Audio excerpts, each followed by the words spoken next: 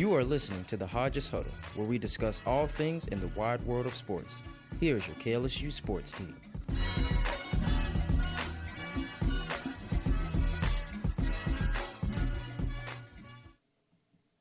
Welcome into this week's episode of the Hodges Huddle. Not a familiar face in this seat, but it's going to be a great episode regardless.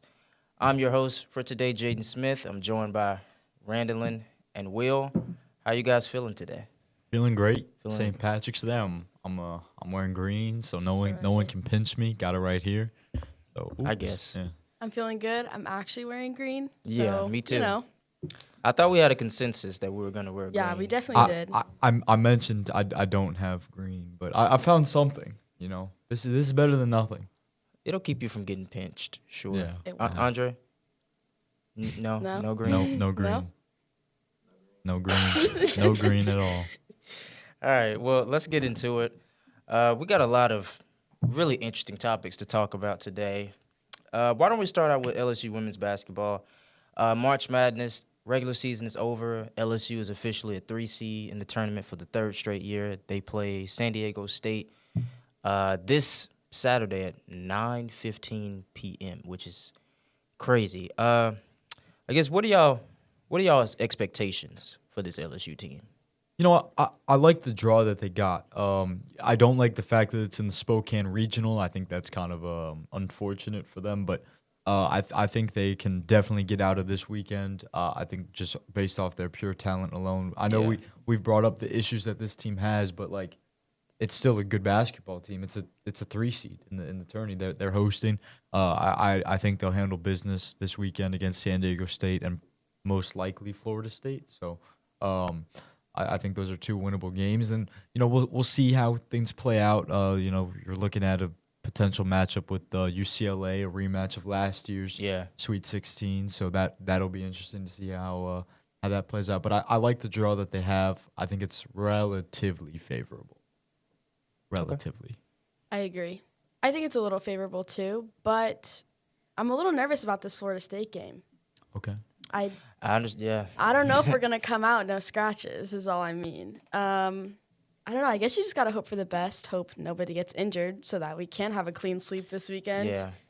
I just hope we make the right calls and don't rely on refs. Not that we do, but you know what I mean.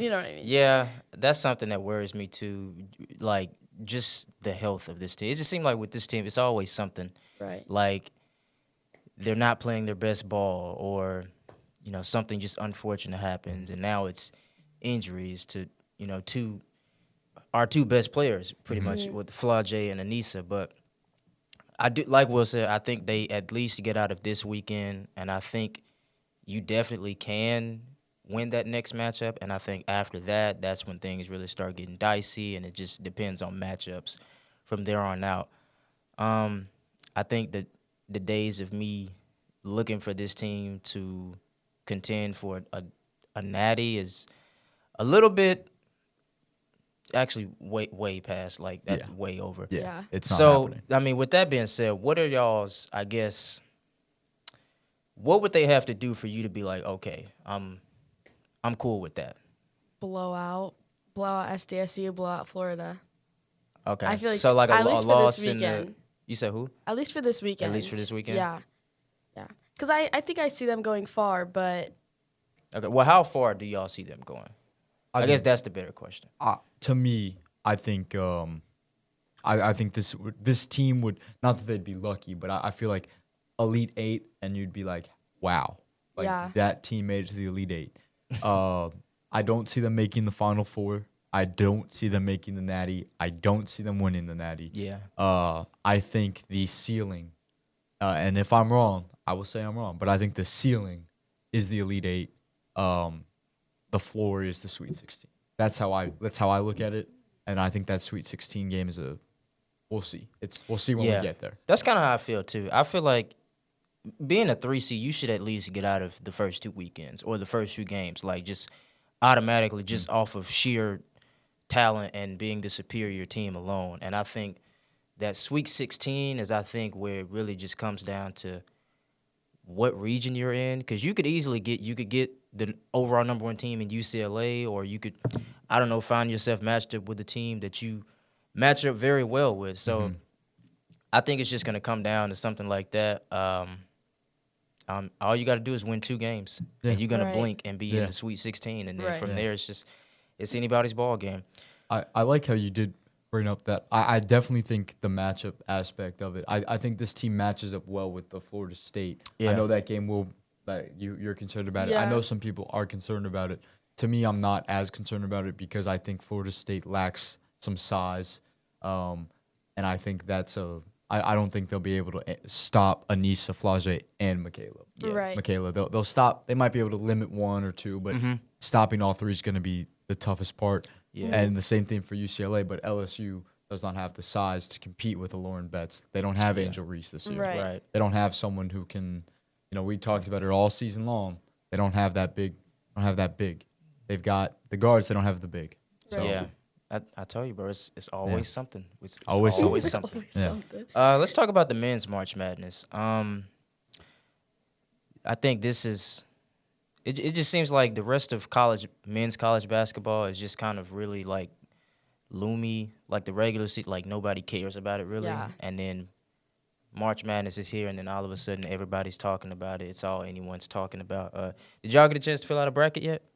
I sure did. I've started. You started? I'm doing some research. Okay. It's a 3-day process for me. Randilyn, what you got? I didn't do any research. Oh, you didn't do I any got research? Florida winning it all, honestly. I did see, I think SEC has a record, what is it, 14 teams? 14 in the teams. tournament? Yeah.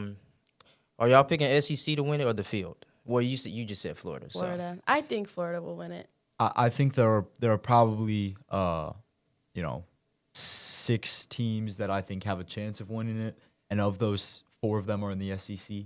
I think if it's not going to be an SEC team, watch out for Duke because Cooper Flagg is Cooper Flagg. Yeah. But we'll see how healthy he is. So I agree with the Florida pick. They're playing the best basketball of anyone in the country right now. They're playing much better than Auburn. They're playing much better than Alabama. Yeah. They're coming off the SEC win. I do think a sleeper pick is out of the Big Ten. Watch out for Michigan too. They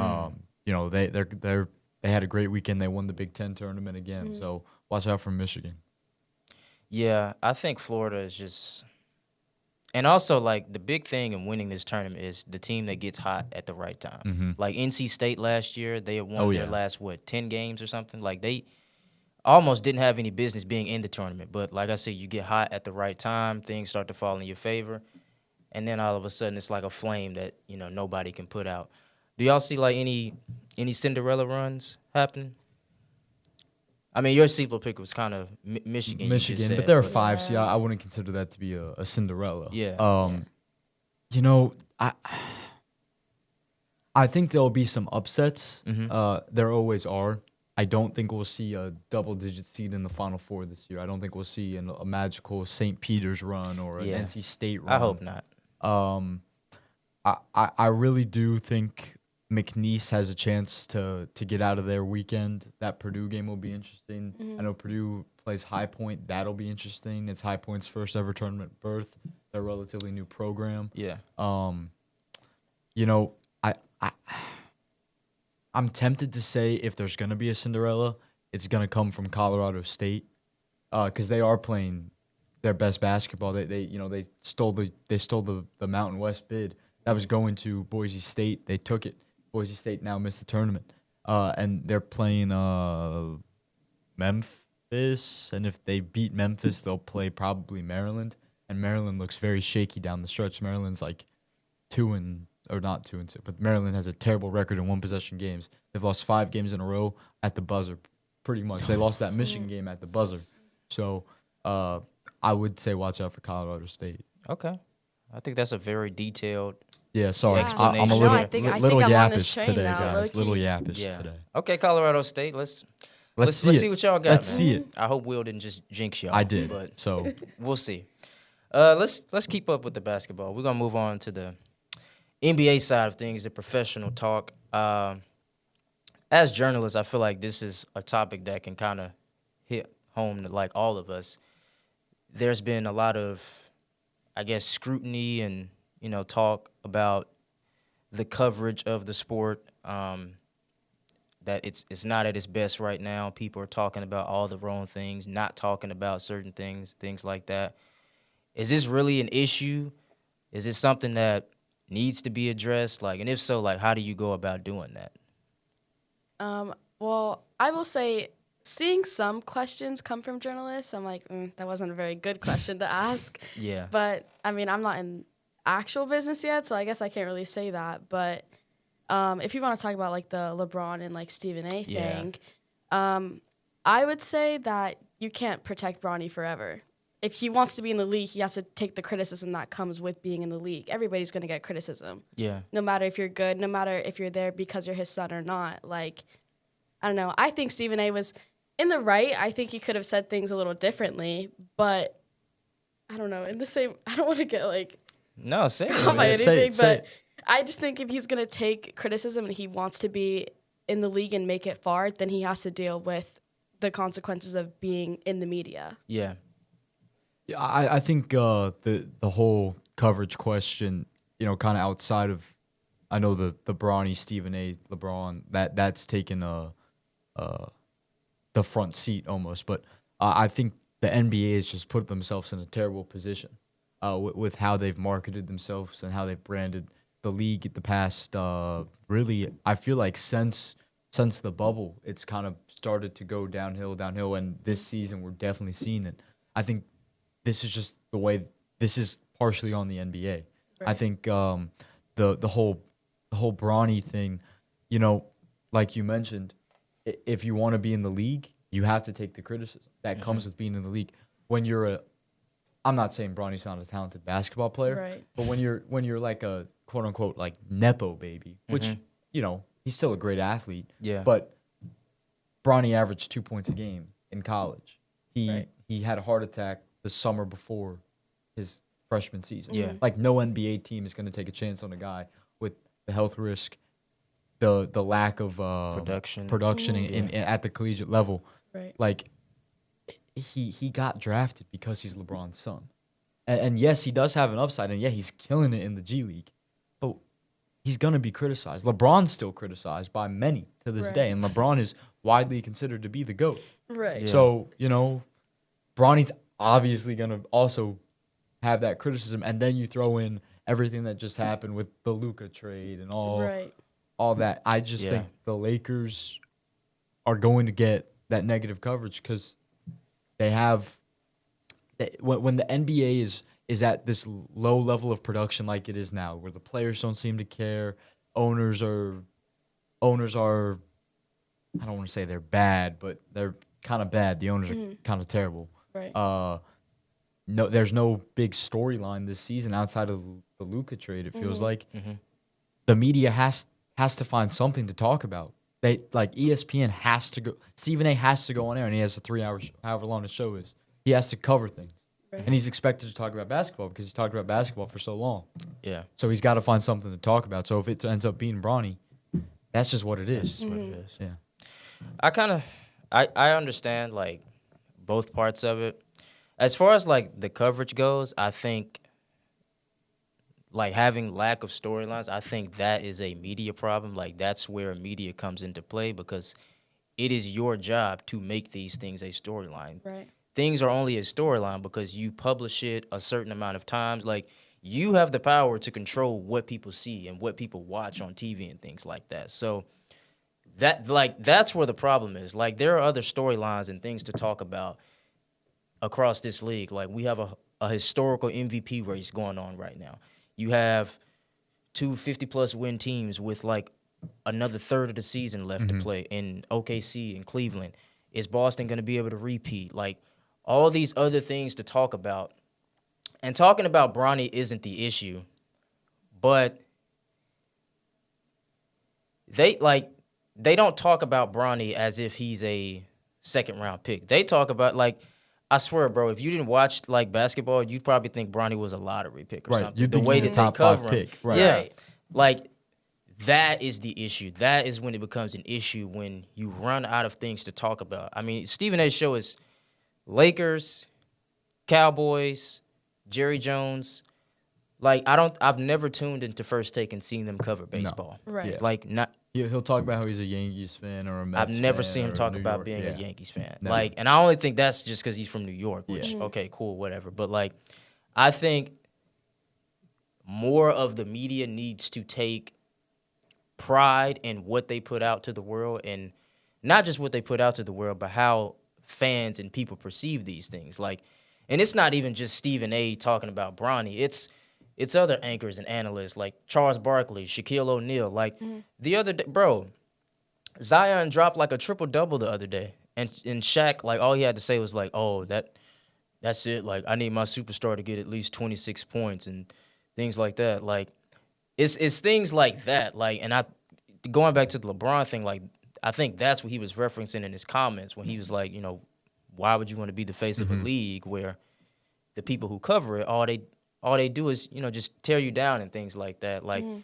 it's not just that. Like, you have analysts who are not watching these games. Right. Like, I'm gonna bring up Shaq again. Like, love him, bro, but like, what he said about the Pistons, man, the Pistons are boring. Like, and in the same sentence, he says, I don't watch the Pistons. Like, that's where it becomes an issue. Like, it's just, it's too contradictory, like, for my liking. And I think that's when it becomes a problem.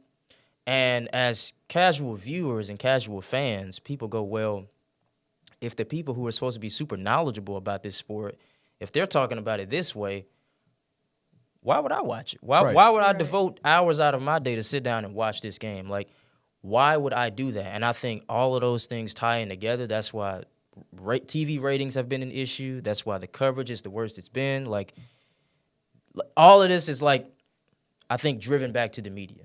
The media has, like, I think they have more power than they realize. Yeah. I agree. And you mentioned the MVP race. Jokic 2 weeks ago, or 3 weeks ago, what was it? He dropped 30, 20, and 20. He became the first player in NBA history to do that. Yeah. And there was, like, crickets. No coverage Now on it everyone at just all. forgot about it. Yeah. Right. Like, we're seeing history, but I think the league, the association, I guess, needs to market it better. Yeah. They, you know, like you mentioned, 2 50-win teams. Yeah. And then there's Boston. Like, this is going to be an exciting playoff. Yeah. It's going to be a very exciting playoffs. But everyone wants to talk about the Lakers with Bronny. Yeah. Or you want to talk about the Mavericks trading Luka. Right. It's Yeah. the same two storylines. And everyone's tired of it. Right. Yeah. And they're not exciting storylines. Yeah. Yeah. And we did have the Bronny and Stephen A. thing in here, but we kind of already touched on it. The only thing I had to say about it is, because I woke up the next morning and I saw it and I was like, wait, what? Like, initially I was like, yeah, like, I mean, your son is a professional player. Right. Like, I get it, you are his dad, but it is what it is, man. Like, he puts on a jersey just like all of the 400-plus Right. other players in the NBA. But I felt, I don't want to say different about it, but, like, I think it was the game where the Lakers played the Celtics, and, like, a video got leaked of LeBron. He was talking to Richard Jefferson, like, pregame, and LeBron was telling Richard Jefferson, like, one of the things that was, like, the final straw was when Stephen A. was on TV and was like, LeBron, I'm begging you as a father, like, please stop this. Like, and LeBron basically was like, okay, that's when I was like, I had enough. Like, I got to say something. Like, I think that's when it becomes, like, a little much. But as far as, like, coverage of the game and this dude sucks, he's not good. Right. I mean, it is what it is, man. I mean, these guys make a lot of money. Like, I don't think, you know, criticism from a 2-hour show on ESPN is going to kill them. Right. It shouldn't anyway. It shouldn't. Yeah. I think if you're Bronny, I mean, you could laugh at Stephen A. Smith and you could be like, you wish you were 19 years old making this money that I like, mean, yeah. And you know, obviously Stephen A. is getting his nice little paycheck, especially with his recent contract. I mean, but like Bronny's our age. Yeah. Is he young? Are you older than Bronny, Jay? Bronny James is... What, 19 or 20? One of I the think he's two. 20 now. Bronny is... He's 20. He's Bronny 20. is 2 months He's younger 2 than months me, though. younger than you. That is... Like, Life he just is isn't fair, our bro. age. He is, I'm sorry, I was not trying to say that to No, to you're bring good, you down. yeah. No, But he's literally our age. Yeah. Like, he's like probably 18 months older than me. Yeah. Mm-hmm. He's our age, and he's making 2-3 mil a year. Right. And that's just off being in the NBA. Right. Let alone the endorsements that he's going to get because he's brawny. Yeah. And he's been marketed from such a young age. Yeah. So, Yeah. And I mean, last point, like, I just think LeBron has to realize, like, Bronny could have been the last pick. He could have been undrafted, first pick, whatever. Like, this was inevitable. Right. Like, you publicize to the world how bad you want to play with your son, and you make it come true. Like, let's just call it what it is. Like, you put your foot down. No, draft my son. Like, Right. you had to know things like this was gonna happen. Like, you just had to know that, man. I'm sorry, but moving on. Speaking of the NBA MVP race, it's really a two-man race at this point between Shai Gilgeous-Alexander and Nikola Jokic. Nikola Jokic is trying to get his 4th MVP in 5 years. Like, insane. Crazy. And Yeah. SGA is trying to get his first.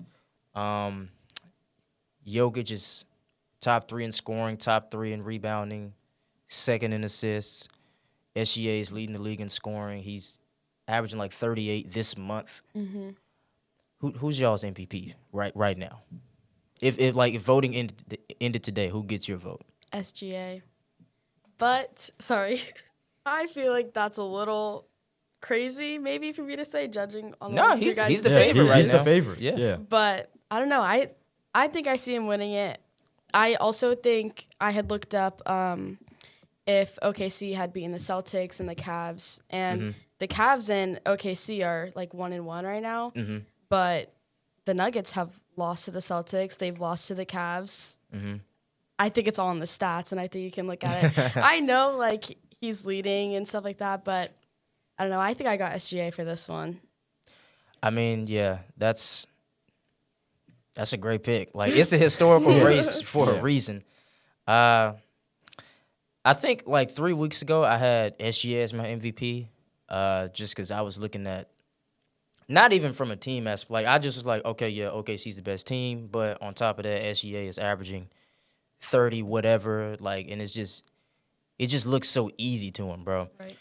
But when I watched the Nuggets play the Lakers, not the last game, but the game before that, and when I saw how the Nuggets looked when Jokic was out of the game, I say, yeah, this dude's the MVP. Like, he is the Nuggets. Like, he Right. is that team. Like, they get so many open looks by playing with Nikola Jokic. It is not even funny. I kid you not. It's just like, it's like he got a magnet to the ball, and people just spawn wide open. Eric Gordon, wide open dunk. Like, Jamal Murray. Like, when you look at Jamal Murray play with and without Nikola Jokic, like, I think that's what made me give him the edge in this race. I look at Jokic averaging 28, 13, and 10. Like, this man is averaging a triple-double, bro. Like, and It's like You're Russ. averaging Yeah, a triple double. averaging That's a triple-double. crazy. Yeah. like I say, top 3 in the top 3 categories. And 10th in field goal. 10th in field goal. And my last point is just like, I think the last time I looked at the odds, SGA was like minus 800 or something like that. I don't know if he's that much of a runaway, but I do think some of it is a little bit of voter fatigue. I think once you start to win so many awards, people start to look for a reason not to give it to you. Right. Like, and I've seen that happen with players before, like a LeBron or a Steph or a Harden or Giannis, where they can't seem to win another MVP for whatever reason it may be. But I would hate for that to happen again. And yeah, man, I just think Jokic is clearly like just the best player in the world right now, bro. And I like that you brought up the voter fatigue because I think we saw voter fatigue in the NFL this year with Yeah. Lamar and Josh Allen. 100%. And I think that will come into play this season. Yeah. What is so great about this race in particular is that Jokic will win it, and everyone will say SGA was robbed. And SGA will win it, and everyone will say Jokic is robbed. No one's going to be happy. Yeah. That's why it's such a great race. Yeah. Like, you almost wish they had two. And you just be like, you guys go combine your speech, thank whoever you want. Yeah. Go in and do it. Because at the end of the day, like, both of these guys are the runaway 2 best players in the league this season. Yeah, SGA sure. leads the NBA in scoring. The Thunder are not where they are without SGA. They're still good without SGA, but And he was without Chet Holmgren for like a big stretch of the season too. The Nuggets are nothing without Jokic. Yeah. Like these are 2 teams. They might not win the finals, but they have the 2 best players in the NBA right now, in basketball, in the world right now. And it's crazy to think that a player could average a triple-double and still not win the MVP. Yeah. Yeah. And it's not like a 10-10-10 triple-double. It's like a 20-10, 20-12 and 10. And it's crazy. And it's a big man doing that. Yeah. Like okay, LeBron, if LeBron averages a triple-double, are we really surprised? I mean, it's still impressive, but like you'd expect that. Right. You mean to tell me that a 7-foot 30-year-old, Jokic is 30 years old. That's another crazy thing. He's been in this is his 9th year in the league and he's still doing this. Yeah. Like there's voter fatigue, but he's not fatigued. So That's a bar. Well, yeah, you cooked. there we go. Hey, clip that chat. But yeah, like there's voter fatigue and he isn't. So Yeah.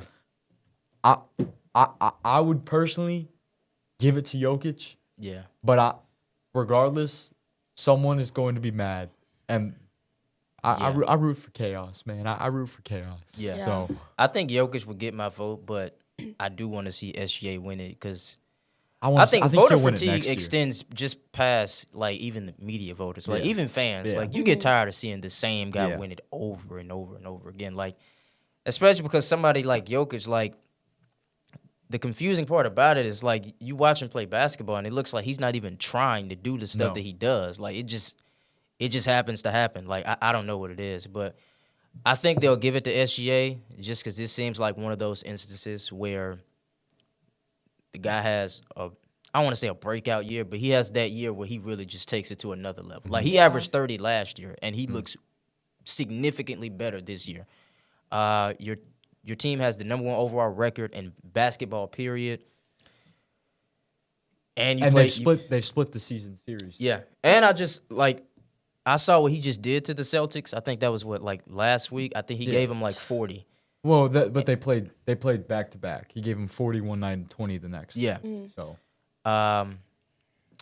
Yeah, man. I don't know. I think Nikola Jokic would be my MVP, but I think Shai Gilgeous-Alexander, you were the 2025 NBA MVP. And yeah, but like you said, no harm in that. Great race. And who knows? Like they'll probably be right back in the mix next year. So with that, we're gonna move on to a little bit of football before we close out of here. This free agency period has been like crazy, and it's not even over yet. DK Metcalf traded from the Seahawks to the Steelers, 5 years on $150 million. We're gonna talk about that. Myles Garrett stays with the Browns for an undisclosed amount of money, but the guarantee was like 123, yeah. but they didn't disclose like the full terms. Josh Allen got a massive contract, $330 million, $250 guaranteed, I think. And then to top it all off, the Bengals found a way to pay Jamar Chase and T. Higgins, so the band will be staying together. But is it really a good thing? We don't know yet. We'll have to see. But we're going to talk about it. So first off, DK to the Steelers. How are we feeling about that? It's an interesting move to me because when you think of a receiver like DK Metcalf, he doesn't scream Steeler. You know, this is a vertical threat guy. You know, how tall is he? 6'3". 6'3". Yeah. He's Two big, something. 2-something. Yeah, Yeah. I do not want to be on his bad side ever. Yeah. The dude is a beast, and the Steelers are offensively, traditionally, that's not their style of football. You know, Yeah. they're kind of they're a defensive team first, obviously with Tomlin. So it was an interesting move to me, especially because the quarterback question. And if you're DK Metcalf, you're signing 5 years of your career away, pretty much the last bit of your prime away. Mm-hmm. So it's his last big push right now Right. to get that ring in his prime. Yeah. And he's going to a team that has that major question mark at QB. I don't hate the move from the Steelers' perspective. I do question it a little bit from DK's perspective. Obviously, go where you can get paid. You know, congratulations to him. That is a great deal. I think he deserves a little bit more money personally, but Really? well, not that he got underpaid, but you see some of the contracts that have been given out in comparison and to you're like, Gotcha. okay, well, if T Higgins can make this, DK can make a little bit more. Yeah. I mean, like, come on. The Steelers will have to figure something out now because you gotta win with DK. You gotta try. You gotta try to win with DK. Yeah. DK is like that guy. He's not. He's a future Hall of Famer probably. He is. He's probably a future Hall of Famer, if we're being honest. And he needs that ring to solidify that campaign. So if you're DK, you need to get the ring, and if you're the Steelers, you need to figure out a way to get him a ring. Right. Yeah. I would say, I think it was a smart move. I mean, he's been with the Seahawks Well, since. on DK's part, or is yeah, there still okay? on Gotcha. DK's part. He's been with the Seahawks since like 2019. Mhm. His stats have been averaging about the same every year, I think. I would say it was a smart move. I would say with the NFL trades, though, I think everybody wants to have a winning team. So, of course, you're going to want to go for the Super Bowl. You're going Yeah. to want to stack up your team, stack up your defense, stack up your offense. And I think that's exactly what the Steelers are doing, especially because you don't, I mean, from what I've seen on like the internet so far, you don't know where Russell Wilson's going to go Yeah, or what he's yeah. going to do. So you got to build up on what you have right now. And if you lose him, then at least you'll have something else to rely on. Yeah. I don't know about I don't have a problem with him going to the Steelers because you said like why he may have done it. I can think of 150 million reasons why Yeah. DK Yeah. went Yeah. to the Steelers. And look, man, like rings and gold jackets are cool, but you have to think about life money, after football right. as well. And so I could never be mad at him for doing this. The only problem is like I don't know if I would have paid him that. I mean, he didn't crack 1,000 yards last year. Only recorded 5 touchdowns. But on the upside, I know DK is capable of much more than that. And I know he has a lot more left in the tank. Don't know if the money is really sufficient to the trade, but I guess we'll just have to see. So let's talk about the big trade that has – not trade, excuse me. The big deal that has everybody buzzing. The Bengals paid Jamar and T. Jamar is officially the highest paid non-quarterback in NFL history. I swear that somebody gets that title every week now.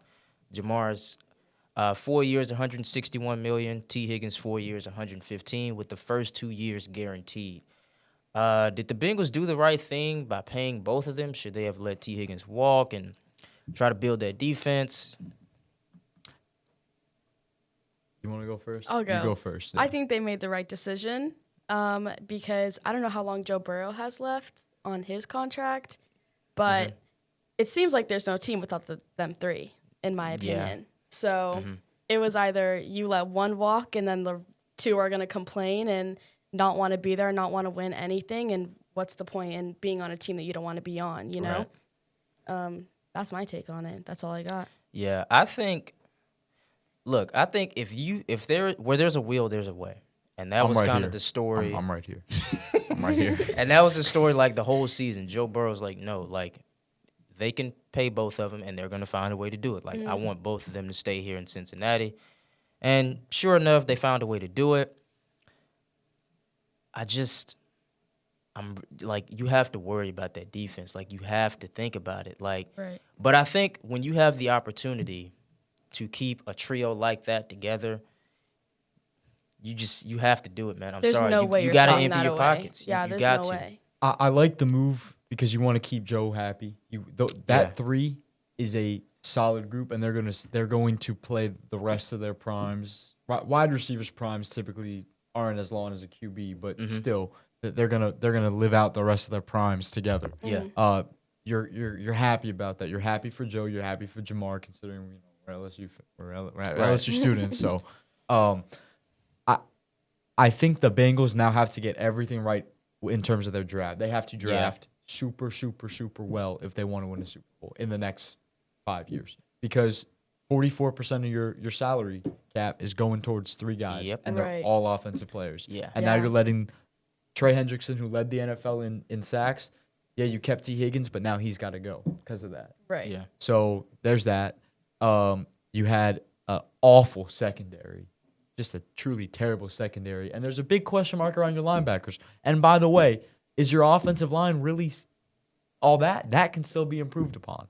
So the Bengals are going to have to just go out of the park with the draft for the next 3 years. And that's how they're going to – this is not a team that's going to sign a big name in free agency, but they're going to sign the little guys who, okay, we'll give them $2, $3, $4, $5 million, 1 year deal. I think it's going to be a lot of 1 year deals and a lot of drafts or draft picks.